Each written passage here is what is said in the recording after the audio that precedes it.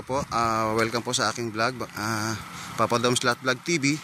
So dito ako ngayon dito sa bayan po ng Talugtog ngayon upang ipasilip sa inyo ang isang properties po na overlooking along Provincial Road po siya, cemented road.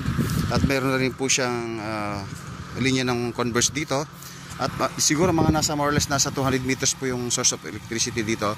Tapos ito po yung properties po natin mga madam, mga sir, ang ganda po. And overlooking po siya, hilly, flat, slope. Ayan, sari-sari po. At may mga nakatanim na po mga fruit bearings. Ayan, mga gimilinas.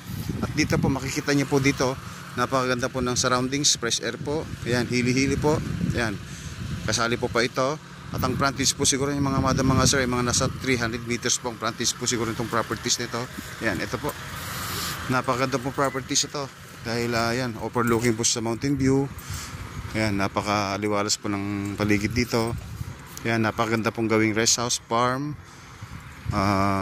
residential pwede rin po. Ayan.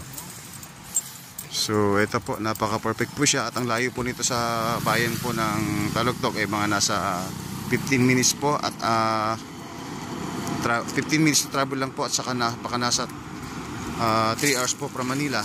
So ayan po, via Tiplex, SCTEX and NLEX po. Ito po, ayan, makikita po yung properties po natin dito. Ayan, may dumadaan po mga sakyan dito.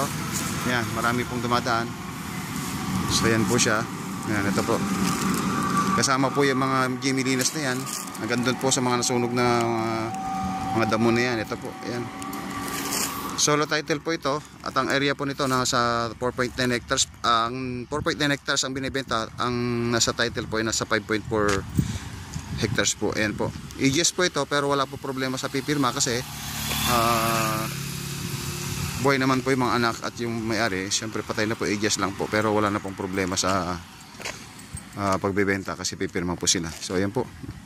Kung interesado po kayo dito sa properties po natin ay paki-like and share and follow lang po at paki-click po yung notification bell para updated po kayo sa lahat ng videos na aking na-upload sa aking YouTube channel. Anyway, Papa Dom's Lot Vlog TV. So yun po, salamat. God bless.